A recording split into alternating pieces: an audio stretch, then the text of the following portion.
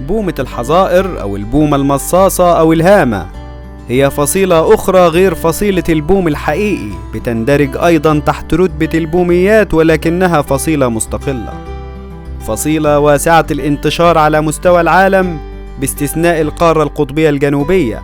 حجمها متوسط إلى كبير ورأسها كبيرة، وبيميزها شكل وشها اللي شبه القلب، علشان كده في ناس بتسميها بومة وجه القلب. رجليها طويلة ومخالبها قوية جدا وطولها يصل ل 34 سنتيمتر. بومة الحظائر من طيور السماء الفتاكة الأكثر شهرة حول العالم، عندها مهارة في الحصول على غذائها من الفرائس المتاحة في بيئتها، بتاكل قوارض زي الفئران وبتاكل أرانب صغيرة وطيور صغيرة وبعض أنواع الحشرات. نظرها حاد جدا ويستحيل على فريستها الاختباء، واللي بيزود الأمر صعوبة على الفريسة إنها بتطير من غير صوت نهائي، والفريسة بتتفاجئ بيها بدون سابق إنذار. بالإضافة إن ودانها غير متماثلة، يعني مش قصاد بعض، وده بيخليها تسمع بوضوح جدا. بعد ما بتمسك الفريسة بمخالبها بتبدأ تسحب الدم من رقبة الضحية، علشان كده اسمها البومة المصاصة، وبعدين بتقطعها قطع صغيرة أو بتبلعها. الدم هو وسيلة حصولها على السوائل بجسمها. بتبني أعشاشها في تجاويف الشجر والمباني المهجورة. ذكر وأنثى بومة الحظائر مرتبطين جدا ببعض، وفي الغالب بتلاقيهم جنب بعض. الأنثى بتبيض من 4 ل 7 بيضات لونهم أبيض في بني، بمعدل بيضة واحدة كل 2 أو 3. فترة حضانة البيض من 29 ل 34 يوم.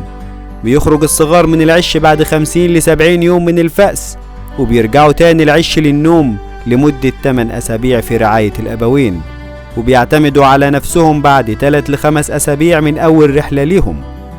في أوروبا بعض المزارعين بيعلقوا أعشاش لبومة الحظائر على أمل إنها تسكن عندهم، لأن باختصار شديد عيلة صغيرة منها ممكن تاكل 3000 فار في دورة حياة مدتها 3 شهور فقط.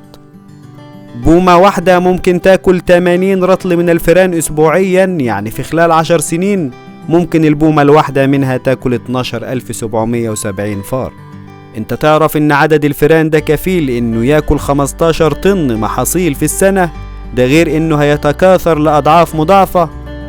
بومة الحظائر غير مؤذية للإنسان إطلاقا، بل على العكس صديقة للإنسان ومهمة في التوازن البيئي بشكل كبير.